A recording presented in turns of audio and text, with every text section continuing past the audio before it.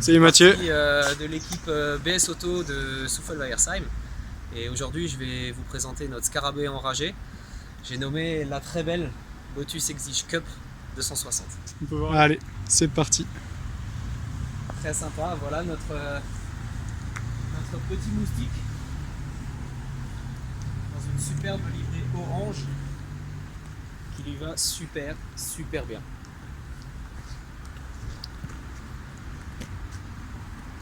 Atypique quand même dans son ensemble du coup. Atypique, tout à fait, ouais. Il faut savoir que c'est vraiment une voiture qui a été taillée pour le circuit, qui est utilisable au quotidien. Et c'est un vrai karting. C'est un vrai karting. Ne cherchez pas de compromis, de confort ou quoi que ce soit.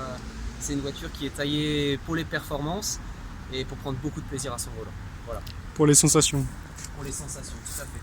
Tout a été fait de manière à gratter le plus de poids possible. Donc on peut voir ici les jantes qui sont en alliage magnésium, d'accord, des pneus semi-slick qui ont été montés sur ce véhicule, un gros aileron, Imposant pour le coup. un imposant effectivement, ouais. Un extracteur arrière avec une ligne d'échappement stage 3 sur ce modèle, des grilles d'aération un peu partout. On voit beaucoup d'entrées d'air. Cette grille d'air aussi qui est très importante, on va le voir tout à l'heure, elle alimente directement l'échangeur.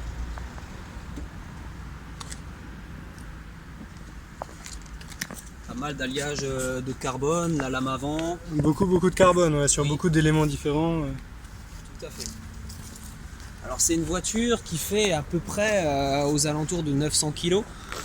Je dirais que tout plein fait, avec l'huile, l'essence, l'eau, etc., on doit avoisiner les 950 kg pour une puissance de 260 chevaux. Voilà. Il faut savoir que l'Exige Cup a été réalisé à quelques milliers d'exemplaires dans une version 240. Et il existe la version 260 qui a été uniquement produite en 2010.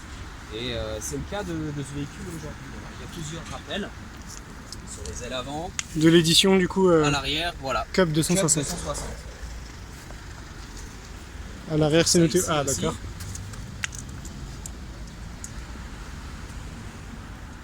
C'est un très beau jouet.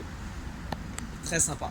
Pour les sorties dominicales, sur les petites routes d'Alsace qu'on connaît tous, on peut prendre beaucoup de plaisir. Voilà.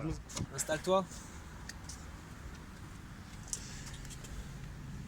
Donc on voit un intérieur quand même très épuré. Voir les intérieurs de porte, les éléments. Alors pour info, je fais près d'1m85 et j'y trouve tout à fait ma place. Voilà. Alors c'est un petit coup de main à prendre, c'est sûr. Il faut savoir qu'on a le sentiment d'être assis vraiment par terre. Mais une fois qu'on est calé, on a tout à fait accès au levier de vitesse, aux pédales, tout est vachement bien calibré. Le volant est assez sympa, ça fait très PlayStation pour les jeunes. Et l'ergonomie est vraiment sympa, on a vraiment l'impression d'être dans une voiture de course. Voilà. On peut parler des sièges aussi un peu. Ouais, tout à fait. Alors c'est des sièges baquets du type Hans avec des ceintures qui vont bien. Et le point, tu vois, je vais vous le montrer ici. Le point ici qui permet de voilà, central, qui permet de mettre ça entre ses jambes et de fixer le harnais comme ceci. Ok, directement. Et on est vraiment bien dans notre siège quoi. On est bien dans notre siège et on est dans une voiture de course. Alors on peut voir qu'ici il y a des panneaux de carbone un peu partout. On peut voir ça sur le tableau de bord aussi. Beaucoup de rappels de carbone. Ouais. Beaucoup de rappels de carbone. Alors il y a des éléments qui sont très sympas. C'est l'espèce d'Alcantara là qu'on voit sur le tableau que je trouve très joli. Avec le petit rappel de 160.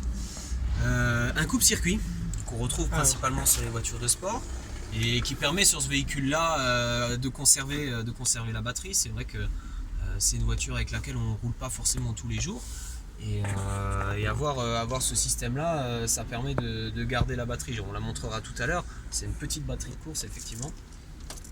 Là il y a un petit interrupteur pour l'extincteur qu'on retrouve ici. Alors il faut savoir qu'il ne faut surtout pas appuyer dessus. Pourquoi ? Parce que ça déclenche l'extincteur qu'on retrouve directement là. Qui est aussi imposant dans l'habitacle. Qui est aussi imposant dans un habitacle si restreint, oui. Et qui permet au pilote et son copilote d'en sortir indemne en cas d'incendie. Voilà. C'est une vraie sécurité. C'est une vraie sécurité, tout à fait. Okay. Tout à fait. Sinon, on retrouve les artifices habituels d'une voiture de grande série, la climatisation, le chauffage, qui sont pas très efficaces, mais qui ont le mérite d'être là. Un petit détail que j'aime beaucoup sur cette voiture, c'est cette molette là qu'on trouve en alu brossé qui permet de régler l'anti-patinage. Ok, donc vraiment l'intensité de l'anti-patinage. Voilà, c'est ça. Et les autres boutons qu'on a sur la gauche Alors ici on a la commande de démarrage, les feux et l'anti-brouillard, tout simplement. D'accord. Ah, c'est épuré, simple et efficace. C'est épuré, simple, efficace. Le volant est très sympa, on l'a bien en main. Le levier tombe parfaitement sous la main. Les débattements sont très courts. C'est une super voiture pour prendre beaucoup de plaisir. Voilà. C'est une boîte pensée. C'est une boîte pensée pour la course et réfléchie pour les pilotes en herbe. Voilà. Faut savoir que sur ces modèles-là, il y a quand même un point faible notoire, ce qui était justement la boîte de vitesse, qui avait tendance à casser très rapidement. Alors il faut savoir que facture à l'appui, cette boîte a été changée 30 000 km. Voilà. C'est une voiture qui en a 33 000 aujourd'hui. Qui est sorti de révision très récemment, il y a 300 ou 500 km, quelque chose comme ça. Il n'y a absolument rien à prévoir, si ce n'est de prendre beaucoup de plaisir à son volant. Voilà. D'accord. Et elle est de quelle année celle-là? Elle est 2010. Elle est 2010, Cup 260. D'accord. Voilà. Vous voulez voir le capot moteur peut-être? Oui, on va aller voir son moteur. Donc, qui est à l'arrière pour le coup? Le moteur de moustique. De moustique, ouais. Tout se passe ici. Ok. Alors on voit le gros échangeur qui est alimenté justement par la prise d'air dont je te parlais tout à l'heure. Qui est du coup très important. Qui est du coup très important pour le bon fonctionnement du véhicule. La batterie, petite batterie de course. D'où l'intérêt d'un coupe-circuit. D'où l'intérêt d'un coupe-circuit. Et ici, ça tu peux le filmer aussi, il y a un accus-pompe qui permet de garder le circuit d'huile en pression. D'accord. C'est aussi très important. Et avec un manomètre du coup. Avec un manomètre qui permet de mesurer la pression d'huile dans le circuit. Et c'est un autre artifice dérivé de la course également. D'accord. Je la démarre. Allez, on va voir le démarrage de la bête. Alors il faut savoir que la procédure est un peu particulière. Donc il faut commencer bien sûr par mettre le circuit activé du coup. Le circuit activé.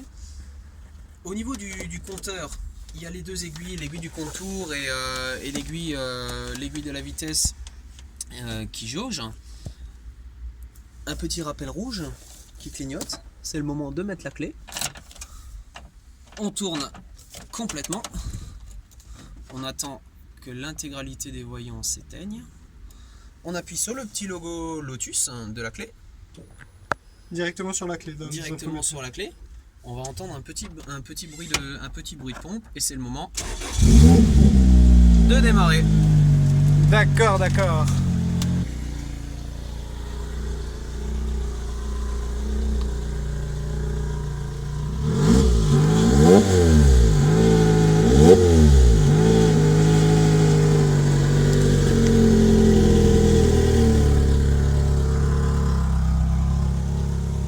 On entend bien cette belle sortie centrale. Très sympa. Un échappement stage 3. Voilà. Stage 3 du coup. Stage 3. Un petit tour ensemble. Je me permets de fermer ta porte. Tout de suite, c'est ça? Allez.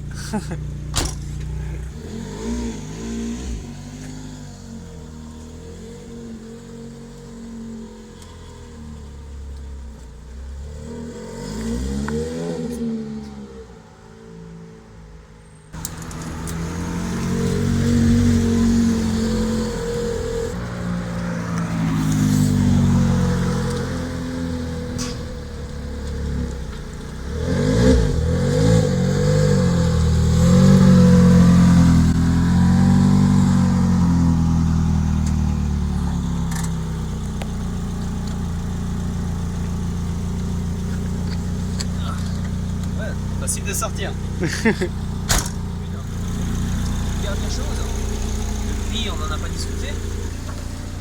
Voilà, tu peux filmer ça. On est à 64 500 €. Information, petit arrêt sur image et ils auront tout ce qu'il faut.